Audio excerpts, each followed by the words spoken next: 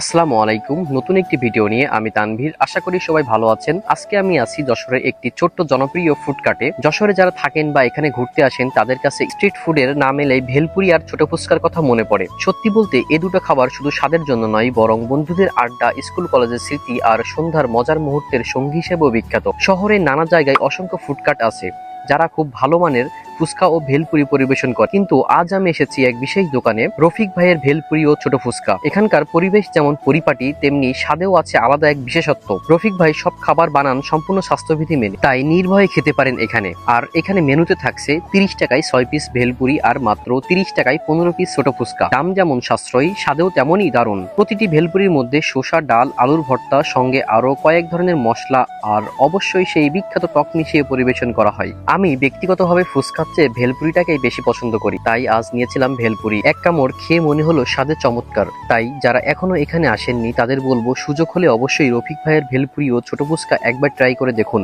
স্বাদে মন ভরে যাবে আর মনে হবে যশোরের রাস্তায় এমন ফুডকার্টই আসল স্ট্রিট ফুডের আনন্দ ধরে রেখেছে। আর এই ছোট্ট ফুডকার্টটির লোকেশন হচ্ছে যশোর রেড টাউন ক্যাফের অপোজিট সাইডে, অর্থাৎ জেলা প্রশাসকের কার্যালয় লালকোট গেটের বাম পাশে। রফিক ভাইয়ের ভেলপুরি ও ছোট ফুচকা ফুডকার্ট।